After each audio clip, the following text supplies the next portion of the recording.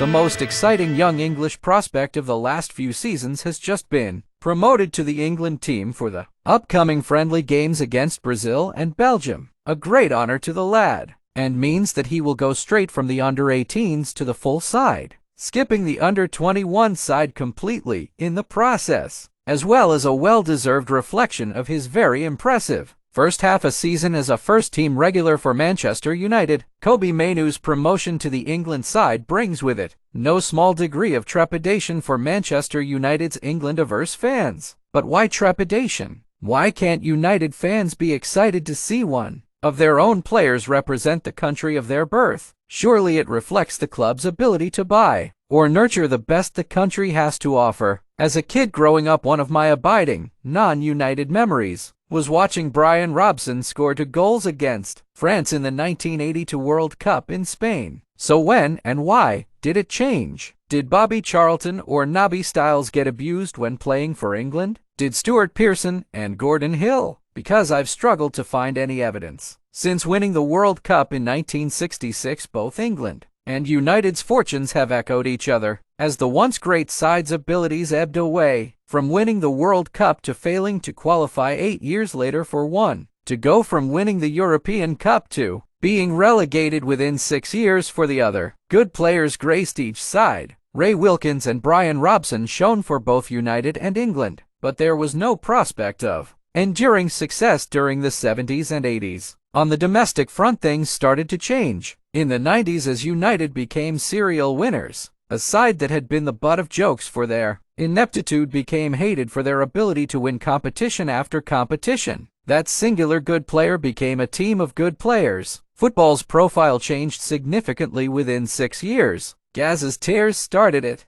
The birth of Sky Sports increased it, and Euro 96 solidified it as football, once a working man's game, rapidly became the source of not only entertainment but also drama, intrigue and confrontation, on the pitch, off the pitch, and on the terraces. Drama was to be made of any and every incident, and slap bang in the middle of it walked Manchester United. With the emergence of Eric Cantona, Roy Keane, and the class of '92, a group of English Manchester United players, there was no escape from United for fans of other clubs. Couple that with the inability to separate hatred, stoked in large part by the media, of club and player at international level, and you have a few crucial ingredients. The hate and abuse experienced by David Beckham, Phil Neville, Harry Maguire, and Marcus Rashford, to name just a few, has little to do with how they play, and everything to do with who they play for. Beckham was hounded at every ground and in every media outlet for getting sent off, Phil Neville for giving away a penalty, and Marcus Rashford for missing one in a penalty shootout.